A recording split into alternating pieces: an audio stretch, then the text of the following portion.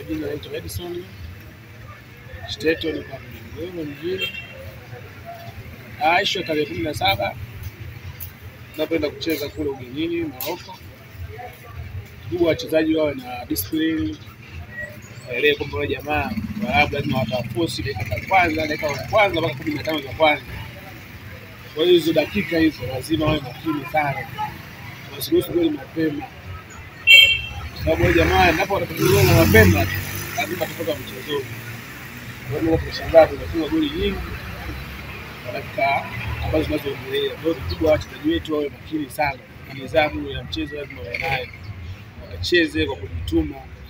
Yaani mwenzao akifanya kosa usianze kupiga kelele, mwenzao akipoteza mpira lazima ukabe, yaani hakikisha na wewe unafuta makosa yake. Wale jamaa bidi yani matokeo tuyapate kule kwao. Yaani tukija Dar es Salaam kwa Mkapa.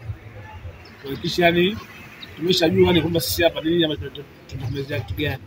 Sasa matokeo tukiyapata kule mazuri, kwa Mkapa inakuwa rahisi sana sababu tutakuwa nyumbani, tutaenda kupambana kuhakikisha tunabakisha kama nyumbani. Ujio wa Sheikh Maloni kwenye safu ya ulinzi inaenda kuisaidia Simba au abakie Shamo? Kwa sababu Sheikh Maloni kidogo ana muda hajacheza, mimi natamani kama Shamu angeendelea kuanza. Kwa sababu akacheza game ya robo ile mpaka nusu. Mimi natamani kama angeendelea kwanza yeye, kwanza yule jamaa akaanza bench. Sasa hivi inaonekana Budo yuko wa moto sana. Jana ametoa assist 2. Vipi kuhusiana na mechi ya tarehe 17? Apewa nafasi na yeye asubiri. Budo kwa mechi kama zile pale bado anaweza kana professional sana.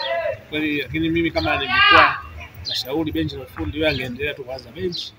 Ili baada ya dakika fulani za jioni hizo hata dakika 70, 60 hivi 60 kitu aweza kupewa nafasi.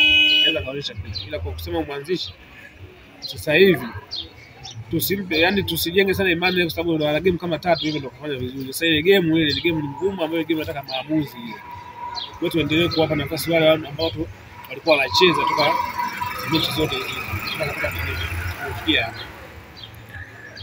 Hivi kwa mfano sasa hivi Simba unaona ni mchezaji gani ama wachezaji gani ambao wanapaswa kupisha ili dirisha kubwa waongeze wengine?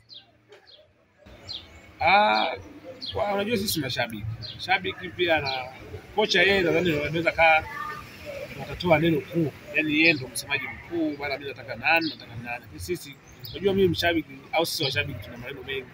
Kila mtu ataongea kwake, tamani fulani aje. Unajua lakini mwalimu yeye ndio mtu wa neno la mwisho.